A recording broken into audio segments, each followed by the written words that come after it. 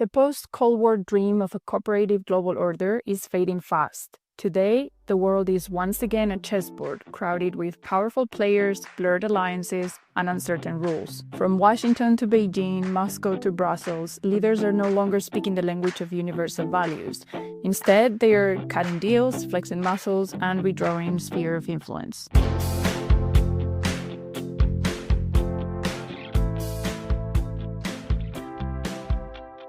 Welcome to Warrior Diplomacy, the podcast where we navigate the ever-shifting currents of international politics.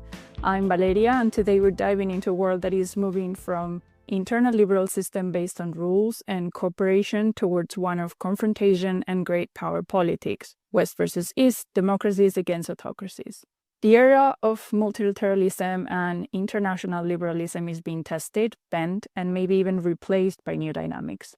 With Trump back in power, what happens to the post-Cold War order? Are we heading towards confrontation or strategic deal-making among rivals? To unpack all these, I'm joined today by Fabio Almada, my usual co-host in the program. Hi, Fabio. How are you doing? Hello, Valeria. Really happy to be here once again, and really happy as well to be here joined by our guest today. So yeah, great conversation we have ahead of us. And we also have with us Ionela Maria Ciolan, who is our guest today. She's the research officer in foreign policy and security and defense at Wilfried Martens Centre. Welcome to the show, Ionela. We're so happy to have you here today. How are you doing? Hello. Thank you very much for the invitation. I'm really happy to be with you and discuss this very important topic.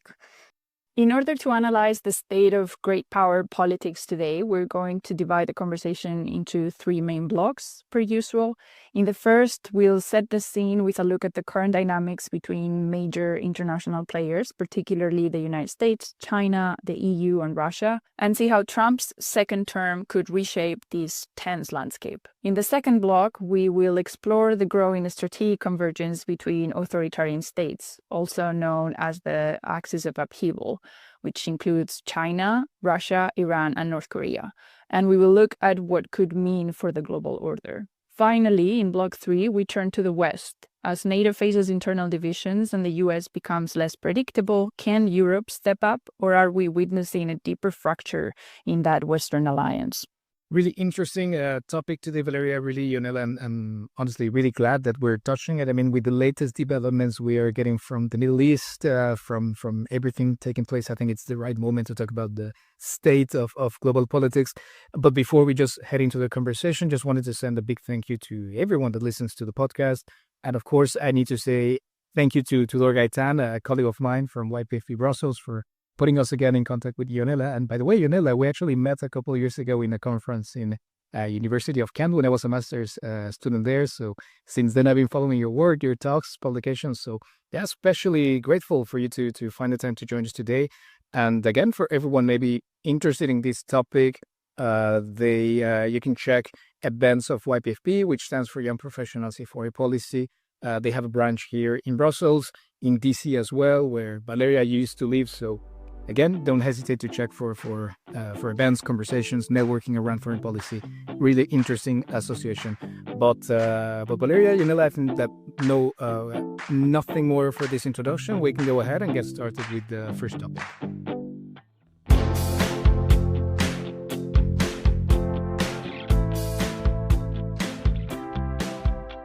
So let's begin with the big picture. The liberal international order, as we knew it, is under mounting pressure, and many are openly questioning whether we're witnessing its end. For several years now, the conversation around US foreign policy has centered on the return of great power competition, China being portrayed as the long-term strategic rival, and Russia as the disruptive spoiler. This framework has shaped military, economic, and diplomatic decisions across multiple US administrations. But with Trump's return, we seem to be looking at a very different playbook, one that's more personalistic, skeptical of alliances, and maybe even open to cutting deals with rivals when needed. Rather than seeking to outcompete America's rivals, Trump could embrace a model where strong men cut deals to divide the world into spheres of influence. These would reshape today's confrontational dynamics into something that is closer to collusion among authoritarian powers, with unpredictable consequences for global stability, for NATO, and for US allies. And with that in mind, Ionela, I want to ask you, how would you describe the current state of relations of the US with other big international actors, such as China, Russia, and the European Union? Thank you very much. I'd say that great power competition is still shaping the mindset in Washington and among the US allies, and that coherence of this strategy is fraying for the moment. Under President Biden, we've seen a consistent effort to align democracies in order to strengthen NATO, to support Ukraine, to contain China through a mix of deterrence and diplomacy. And the European Union, though not always on the same tempo as the Americans, has largely moved in sync, especially after the full-scale invasion of Ukraine. But this system and this transatlantic cooperation, it's under strain currently. China and Russia are deepening their alignment economically, diplomatically, and in terms of shared grievances about Western dominance. And we are seeing that the Europeans are becoming more anxious. Currently we are trying to boost our own defense capabilities while also trying to keep the American in, because we realize that we still need the US security umbrella, and especially we still need the US nuclear umbrella for our defense and the deterrence on the continent. And when it comes to China, we are seeing that Beijing is testing the boundaries, not only in the Indo-Pacific, but it also supporting Russia in the war against Ukraine. It's boosting this tech competition with the West, and it's somehow economically putting pressure on Europe. So basically, we are having this mix of tensions that are rising up globally. When it comes to the American relations with the European Union, and I've recently published a policy brief on that, I see that the transatlantic relations, it's undergoing a period of critical recalibration, marked by a return to a more transactional US administration and a world order which moves fast towards multipolarity. With the second administration of Donald Trump, and with his America First doctrine, we are having serious questions about the US involvement in the transatlantic alliance. President Trump's repeated claims that the EU was set up to screw the United States reflects both that his administration is unwilling to engage productively with the European Union, and that his administration distrusts a multilateral formats, preferring bilateral nation-to-nation contacts. There is a way forward in this situation, as I identified together with my co-author in our policy brief. A way forward for keeping and maintaining the Euro-Atlantic relation is to adopt a more pragmatic approach that preserve cooperation where it's possible while accepting a more interest-based partnership. And paradoxically, as the US is pivoting towards Indo-Pacific to counterbalance the Chinese global role, we might have in the future a new avenue for transatlantic rapprochement, because both the US and the European Union are increasingly recognizing the need to address more assertively the Chinese economic and geopolitical behavior, and that both sides of the Atlantic see the growing socio-political and security threats from this axis from the rise of this axis of upheaval between China, Russia, Iran, and North Korea as a danger. So we might have cooperation between the Americans and the Europeans on basically countering the rise of this axis of upheaval. For Europeans, and this was the main message in our um, uh, material, it's that we'll need to have more clarity, more political maturity, and a greater sense of strategic responsibility in this period of recalibration, and that we need to invest more in our strategic autonomy, not to disengage from United States, but to become a more equal and reliable transatlantic partner. And in my view, the coming months will be vital in charting a new course for the transatlantic cooperation, one that emphasizes on increased European defense investment, a coordinated approach to the Russian and the Chinese threats. We'll need also to deepen the EU-NATO cooperation.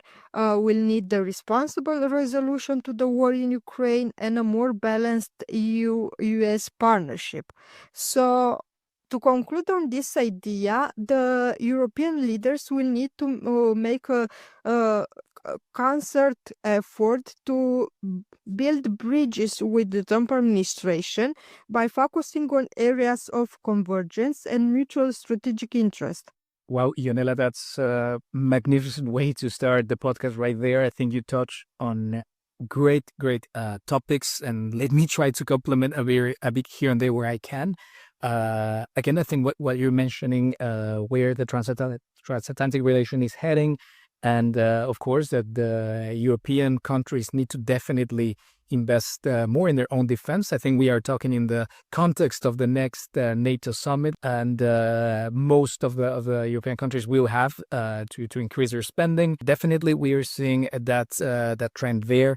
When you talk about this convergence between China and Russia, definitely, I think that the conflicts that we're seeing in Ukraine, in the Middle East, is making this convergence even faster. And then you have these couple other actors in there as well, Iran and North Korea, which again, I guess we'll talk a bit more about a bit more in depth in the next block. But overall, something that maybe I could put in there and see how, Valeria, you think, it's that despite that we see maybe this increasing speech, but this increasing rhetoric of a world that's again coming back to great power competition, I see this little element of maybe Trump's mentality, right? This real state entertainment mentality, where maybe the global landscape is dominated by a few powerful actors, which might be rivals, but you can respect each other, and it might even oversee your own sphere of influence. I think back of the negotiations we've seen talked about Ukraine and ending the conflict in there, how Trump has dismissed some European efforts, even dismissed Ukraine in the conversation. We're seeing a lot of unilateral action from the U.S., talking about these last attacks towards Iran and its nuclear facilities. So I don't know, I see a world where, yes, there's going to definitely be a lot of more confrontation, but there might be that mentality of spheres of influence, right? This echo of a 19th century concert where great powers as strongmen divide the panorama. I don't know, Valeria, if you think like me, if you think that might not be the case, and competition between the U.S. and its rivals will come back later, even though Trump wants to cut deals and take that red telephone for Moscow or Beijing. What do you think?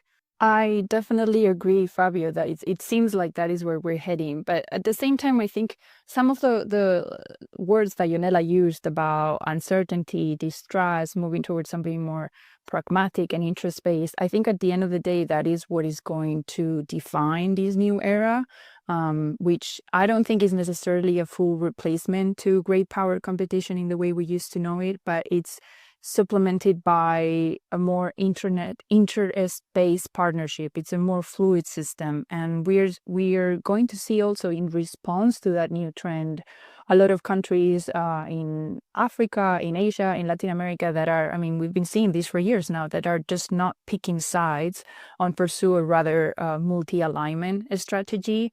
So it's hard to tell, especially with the recent developments that we're seeing now in the Middle East, with the strikes on Iran nuclear facilities and then Iranian response today. But yes, I definitely agree with both of you on the spheres of influence, but also on this new interest-based approach when it comes to international diplomacy. Maybe, Ionela, if I can ask you maybe a bit to elaborate on this one as well and see your perspective, because you also mentioned this multipolar system, right? Because again, Yes, exactly. we talked about the bipolar world, and it's definitely not a bipolar world. You have two sides in a sense, but there's a lot of states in between, big players, smaller players, but everyone is actively engaging in this world. So how do you see the role of these other states, not just the EU, but I'm talking about Turkey, I'm talking about, who knows, Indonesia, Australia? We are currently in a historically very dangerous moment for humanity because we are in a moment where hegemons are losing power, or are not interested anymore to be the world policeman.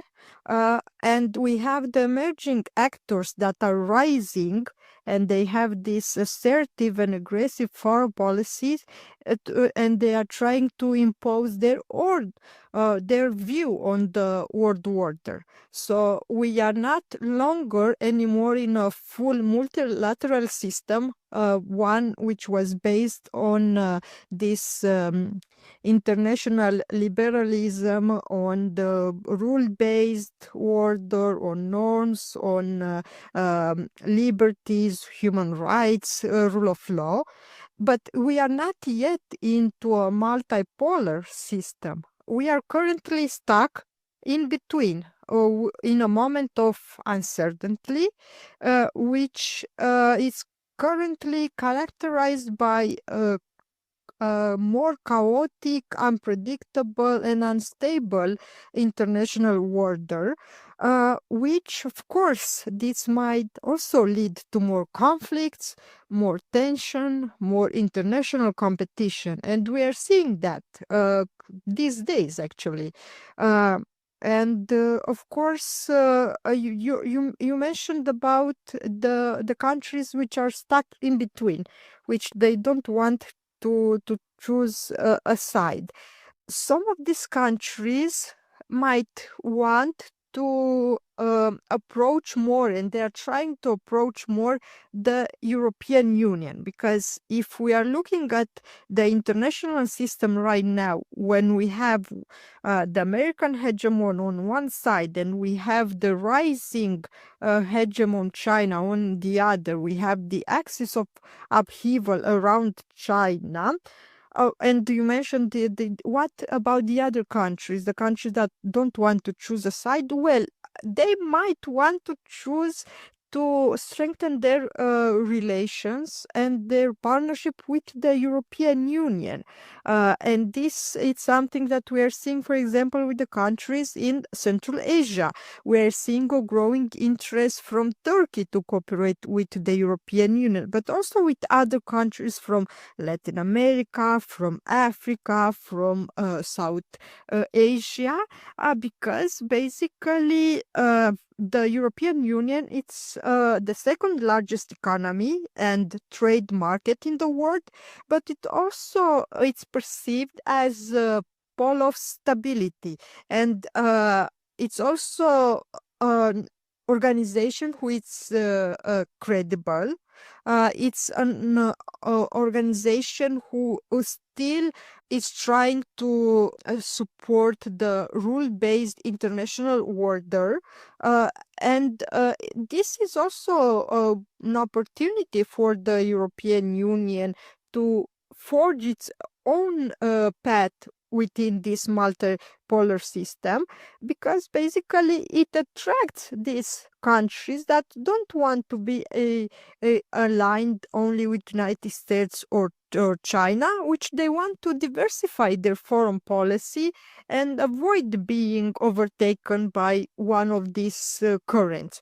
So we might see when we'll have and in the upcoming months and years, more and more countries trying to conclude different trade or economic or security partnerships with the European Union. And I believe that we have this great window of opportunity for the Europeans to forge their own visions about how the global system should be conducted on. And if the Americans will retreat from being the ones who are promoting the liberal governance, the European Union should take over that. That is very interesting, Ionela, and it definitely talks about one opening opportunity for European countries to provide certainty and trust in an increasingly uncertain global environment. So I look forward to discussing that a little bit more when we move to Block 3. But I think now we're probably ready to talk about the Axis of Upheaval. So let's go to Block 2.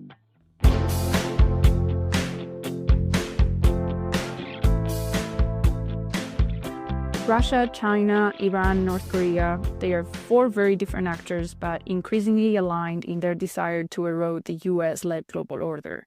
We're not talking about a formal alliance, but the convergence is there. Joint military drills, they learn about sanctions circumvention from each other, they share tech innovation, and overall just a common anti-Western discourse. Fabio, you recently recorded an episode in Spanish about this, but what is your overall take on this axis? Indeed, Valeria, we had this amazing episode in Spanish about these four countries and how they are coming closer in very different but interconnected elements such as military, technological, and diplomatic fronts. But what we found the most interesting is that this element that puts them together might not be shared ideology, but more pragmatic mutual interest, right? Preserving their own regime stability. We're talking about four autocracies, as well as resisting the Western influence. And as Ionela has really pointed out, this rules-based order, undermining the order itself. And different authors call it in different ways. We have the Autocracy Inc. book by Anne Applebaum. Some of our listeners might be familiar to that. There's this really nice article by Richard Fontaine. He calls them the Axis of Chaos. And our guest in this episode of the Spanish version of the podcast calls it the axis of dependency, because they depend on each other. And a couple examples would be how the war in Ukraine and the war in the Middle East are accelerating the deepening of these cooperations. As we've seen Russia under pressure from Western sanctions and the losses in the battlefield in Ukraine is turning towards Iran and North Korea for weapons, for shells, even for soldiers, and to sustain this war effort. And in the case of China, might not be sending weapons that we know of course, but providing economic and diplomatic cover, buying Russian energy, and of course, echoing this anti-NATO, anti-Western rhetoric, framing the West as the one that provoked this conflict in Ukraine. And again, this war has become a lab, a test run for this authoritarian cooperation with transfer of technology, coordinating battlefields, and information warfare lining across borders. And what I find interesting about the way to deal with this sort of associations, alliances, or however we'd like to call it, is that, as we mentioned, it's a fluid, it's an opportunistic partnership that's bound by this convenience more than trust. So it might be really hard to pull them against each other. A lot of people, a lot of analysts talk about this reverse Kissinger trying to pull apart Russia from China, similarly to how Kissinger pulled apart China and the Soviet Union back in the day. But it might be super hard, right? So this convergence between these four actors is posing a serious challenge to the existing world order, not just in one single front, but across multiple regions, which makes it even harder. And I would like to hear from you, Ionela. How do you think the EU, NATO, the Western liberal democracies can fight against this authoritarian quartetto? Yes, I agree with what you're mentioning, and I also call it an axis of authoritarian countries, because what we are seeing is that they are trying to change the international system and trying to basically propose another system based on authoritarian, dictatorial regime rather than democracy. And what they're also trying to change, they're trying to change this. Uh, Post World War in international system based on United Nations Charter, based on the equal rights between countries, same place within the system, in order to create this great power politics in which we have great powers that are dominating their neighborhoods, and they have these spheres of influence where the smaller countries, they don't have a say on their security, or they don't have a say on international relations. So basically they want a return to the international system we had before the First World War. So we have to keep that in mind. Well, what the European Union can do, of course, the European Union can support more strengthening the civil society and the democracy in our neighborhoods. On one side, we also have to strengthen the resilience of our society in the neighborhoods. We also have to strengthen this pluralism of views in the countries with whom the European Union is working. There is also the idea that the EU can lead by example. And that means we have also to work on improving the current political polarization that we have within our own societies, because if you've read all those international human rights reports, we are now on a trend of the demise and the decrease or human rights implementation, or the implementation of the UN treaties or human rights charter around the world. So we have to basically, on one side, to strengthen democracy and to promote ideas and organizations that are strengthening democracy.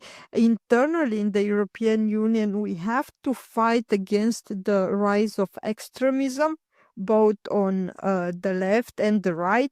We also have to fight against the disinformation campaigns, which are basically creating some of these false narratives and are weakening our democracy system. There is also the idea of how technology and social media are basically giving a platform more for extremist views, and how we can create this democratic shield. There is an initiative at the European Union level, and we have now a new commission in the European Parliament in order to basically work on increasing the democracy of our societies internally in the European Union, so we can lead by example. Ionela, that is super interesting, and I'm very glad you brought up the disinformation campaigns and the role of social media. That is something that I work on, and I'm very interested in. But I really like what you said about how it's not so much just a matter of countering their spheres of influence or their operations, but a matter of coming back stronger on what makes these rules-based system that is what they are trying to defeat, so to speak. So in terms of, for example, the disinformation operations, it's not just a matter of evidencing when they are happening or of not allowing them to happen, which will always be impossible in the currently state of the information ecosystem online. But it's a matter of building resources for the people to understand when they are happening, to have better digital literacy, to protect democratic institutions from these kind of things. So I'm really glad you brought that up. And also to provide a democratic, liberal system, because in the end, the soft power of the European Union, it's what also makes the European Union attractive to people from all around the world. If we are looking at how, let's say, people from South Asia or Africa or Latin America are seeing Europe, they're also seeing Europe as a space for liberties, a space where, we have this welfare system where citizens are at the center of politics and at the center of state governance. So I believe that we have to understand the strong points of our European systems, and we have to protect our democracy and our cultural values. And of course, the soft power will also strengthen also the image of the European Union, in the international environment. I agree, Ionela. I think both soft and hard power matter. It's definitely true, all these points that you've mentioned, how there has to be a need of strengthening democracy, of fighting extremism, just as both of you said.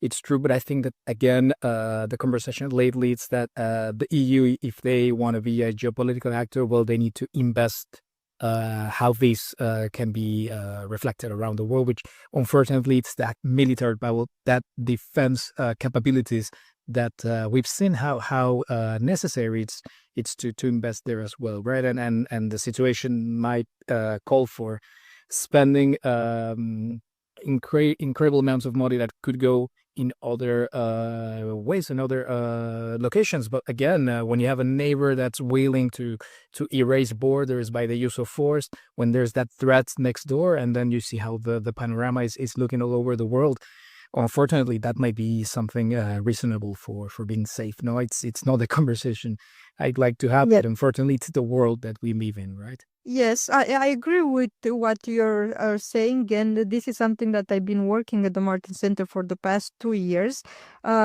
We need in Europe to strengthen our strategic autonomy.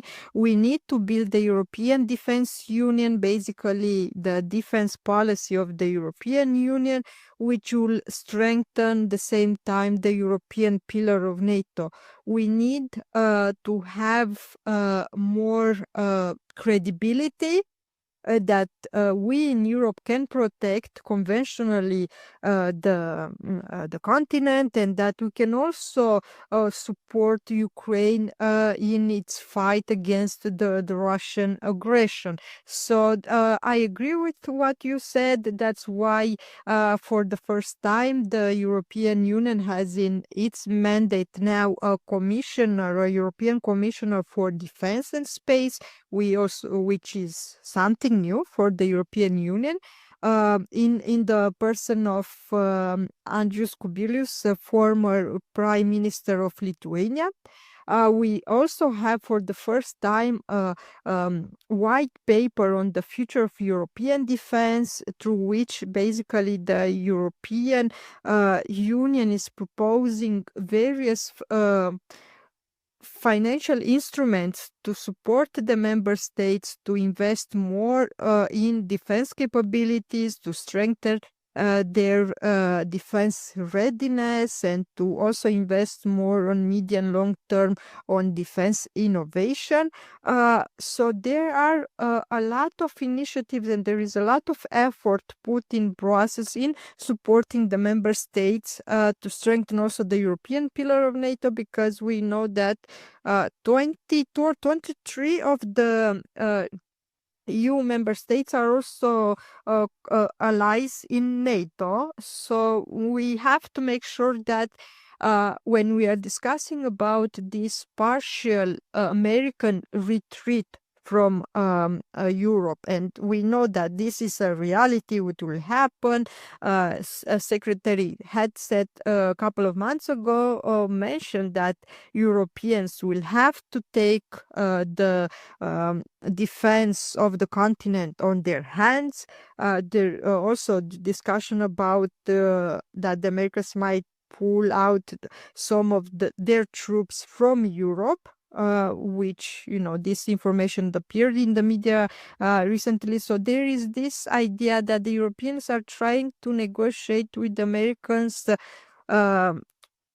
gradual planned retreat and not a harsh one. And there is also the idea that we want somehow to find ways to keep the Americans still engaged in Europe. But realistically, I believe that we need to build this European pillar of NATO, and we need to build that fast.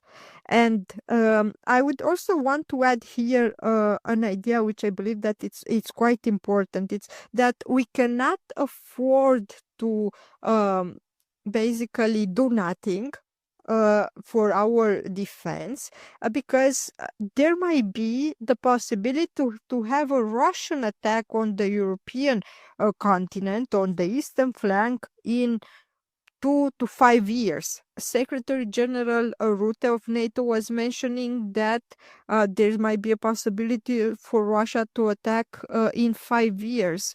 In my opinion, it can happen even faster. So the Europeans will have to start replacing these core U.S. Capabilities which are currently deployed on our soil.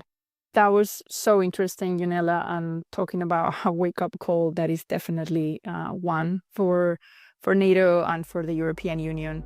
So with that, I think we can move to the next block where we talk about the fractured West and what comes next. We've already talked a little bit about it, but I'm really looking forward to hearing more of Ionela's thoughts on what is next.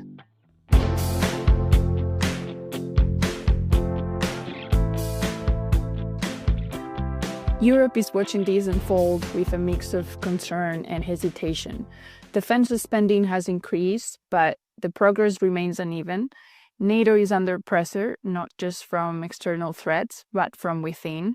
So if Trump comes back and continues to question Article 5 or strikes solo deals with Putin or with Xi Jinping, what happens to the credibility of this alliance?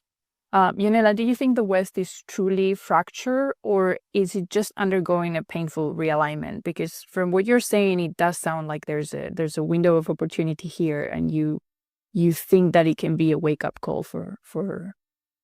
I believe that we are now in a period of recalibration. I would say like that. It's not a divorce in the transatlantic relation. It's just change in the partnership, and I see this recalibration from a partnership which was traditionally more inclined to give United States a stronger voice and a leadership in the partnership, to a more equal partnership, a partnership between equals between the United States and the Europeans, when we'll not have the United States as the big brother and the Europeans and the smaller ones leading on the example of the Americans. Will be a more equal footing partnership. So no divorce, but more transformation or more maturity, let's say like that, for the Europeans. And here, of course, it's important to mention that the new U.S. administration has made clear that its strategic priorities are in Indo-Pacific, and that Europe, it's no longer Washington's first concern. And I already mentioned that there are discussion about troop withdrawals, and there might be also discussion about withdrawing some key enablers like intelligence or surveillance or strategic lift, which are provided by the Americans in Europe through NATO. So the idea is that, of course, we have to strengthen NATO in the case that the US will retreat, and for that we have to build a European pillar within NATO, and we have to do that fast.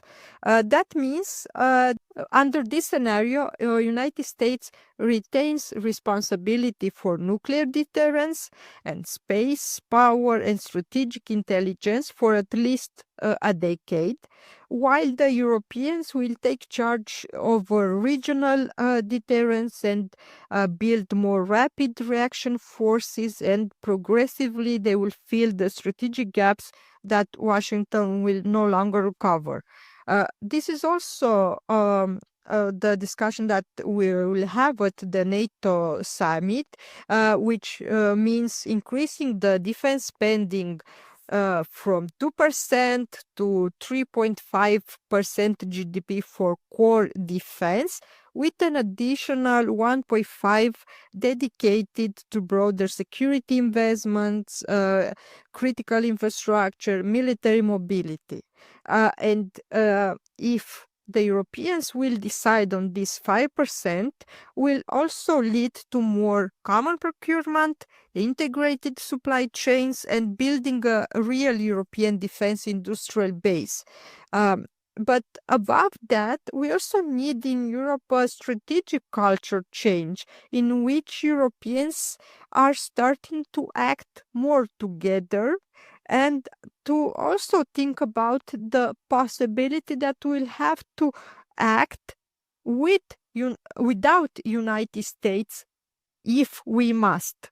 So this is one of those ideas that I believe that we still have to wake up to this, the fact that we might be in a scenario in which we'll have to protect the continent without the Americans. But it's important to highlight that a complete decoupling from United States is neither feasible nor desirable. But we can have a realistic transition. And for me, the European pillar of NATO is this realistic transition in which we'll have the Americans in, the Russian out, but also the European Union up. And by having the European in the European pillar, what do I mean by having the European Union in the European pillar? I refer to the fact that we'll have to basically make use of all the financial tools that the European Union has recently launched with its Rearm Europe program. Those safe loans, those stability pact exemptions, which we have to align with the NATO's defense planning. And we have to make sure that those defense investments that we are basically having must be guided by clear capability goals and that are basically complementary, and they are following the NATO standards. So we have to make sure that there is coordination about the efforts done at Euro level with NATO level. Then, of course, when it comes to also strengthening the European pillar of NATO, we have to have a discussion about force readiness, because we'll need to start replacing the 20,000 US troops which are on rotation on Europe, and which might be pulled out from Europe, and we have to start replacing those troops, and probably on medium to long term, we also have to have a discussion about the strategic commands within NATO. What do I mean by that? It's that maybe we should also prepare shadows, like in some countries' government, to have uh, some shadow officers for top American health posts, for example, for secure, because there are a lot of ideas coming from the American right think tanks who are saying that in the future the Europeans should take over the secure position. So we have to prepare ourselves for the worst case scenario and hope that we'll never have to use that. I think that's a great way to put it. I think that Trump is definitely intending to renegotiate the balance of these benefits and burdens in the alliance, right? To try to ensure greater reciprocity. And I see that he definitely perceives the allies, the European dependence on American security, as a weakness to exploit. And something that I like to criticize is that the rhetoric that we are seeing around isn't helping actions such as this persistent talking about annexing Canada, Greenland, his eagerness to end the war in Ukraine largely on Russian terms, and this commercial mentality about imposing massive tariffs on pretty much every U.S. trading partner are really steering the steering trouble more than helping around. And there's been talks from Trump's senior aides talking about the continent as a freeloading continent, a dying continent, and I don't think that helps a lot. Now, I understand that Europe has to heavily increase its investment in defense.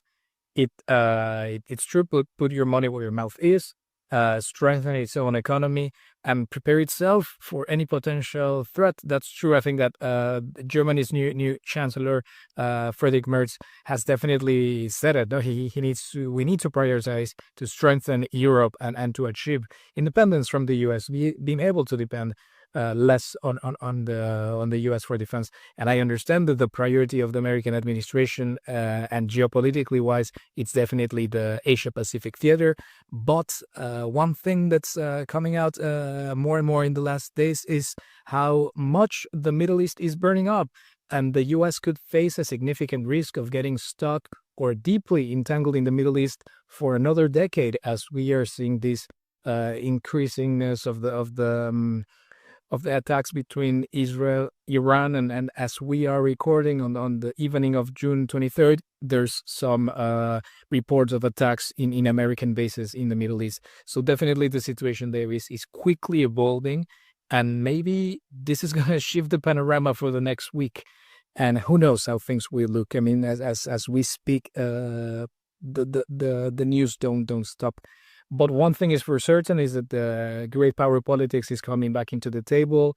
And well, the EU and every other international player must understand this new world that's coming around. And if I may add, Please. if I may add, you are right, and we also have to keep in mind that we still have the war in Ukraine. That in theory we are still trying to negotiate a peace between the Ukrainians and the Russians, and we are seeing that the Russians are not prepared for be honest about coming to the negotiation table and to stop the war. We are seeing the Russian investing more on their militaries. They are plans to increase their military from 1.3 to 1.5 million soldiers this year. They are investing 9% of their GDP in defense. They are in this war economy where they are producing 1,500 tanks per year, and in terms of defense production capabilities, they are producing very fast, faster than we in Europe are doing right now. We are also seeing the technological element of the war in Ukraine and the fact that drones are becoming one of those important elements in the battlefield, and that these drones have a circle of couple of weeks, months of technological development, and then we have new developments on that field as well. So there are a lot of lessons learned from the Europeans from the war in Ukraine, and also it will be very important for the Europeans to make sure that the way how the war in Ukraine will end will also affect the security in Europe. So it'll be very important to make sure that we'll have just, sustainable peace deal broken in Ukraine, and that the Russians will understand that they have to stop the aggression towards Ukrainians and towards Europeans. So, of course, for Europe, probably the main priority will be how to end the war in Ukraine and to maintain Ukraine as an independent sovereign country. There is the discussion about now this coalition of the willing and what security guarantees the Europeans can provide to the Ukrainians. At the NATO summit, we might have also again Ukraine on the agenda. And I also want to add the fact that, well, there are so many fires around us, right? So the Europeans will have to start having the flexibility and the adaptability to work on more than one conflict. So we'll have to have and continue our support for Ukraine on one side. On the other, we'll have to have our own idea about what's happening in the Middle East and have a reaction and response to that, because I feel like we are muted at the moment. We don't have a vision how to deal with the Middle East. And sometimes I also fear that we don't have yet a clear vision on how we want to proceed with the coalition of the willing and with Ukraine. Ionela, I completely agree. At the end, it just shows how many open fronts we're facing and how it's an increasing time of uncertainty. And they're just not only open conflicts to go through, but a lot of conceptual questions that we have about the way we're going to deal with them. And Fabio, going back to your point about what's happening with Israel and Iran, I do think that if we're talking about windows of opportunity, I'm personally going to be very interested in seeing how this conflict is potentially going to challenge the axis of upheaval and the relationship between those nations, because we have seen the Russian and Chinese response to the U.S. military strikes on Iranian nuclear facilities be quite timid. They've condemned it, but it's been a rather timid response. So I'm very curious to see how that situation evolves. And since we always talk about how these events challenge democracies and they challenge diplomacy, I'm also curious to see how they may challenge those more transactional partnerships between authoritarian regimes. And with that, I think we are coming to the end of the episode. Thank you so much, Ionela, for joining and for sharing your insights with us today. And to our listeners, please don't forget to subscribe, to share, and let us know your thoughts. Is this the end of the post-war order or just the beginning of a new one? Thank you very much for the invitation, and I agree with you. It's a crucial moment for the Europeans to do more for their security and defense, and our future European security architecture will depend a lot on what we are doing these days. Again, thanks so much, Ionela. Really was a really insightful conversation. I enjoyed a lot. And Valeria as well. It's always a privilege to talk about the state of global politics with you, even though it's never good news, unfortunately. But yeah, here we will continue to analyze how the world is developing in a podcast media. And for those that might be in Brussels, there's interesting events coming up from YPFP Brussels as well. So please don't hesitate, as Valeria said, to follow us in social media and share in case you like what we do. Have a nice one, and we'll be in touch in the coming weeks.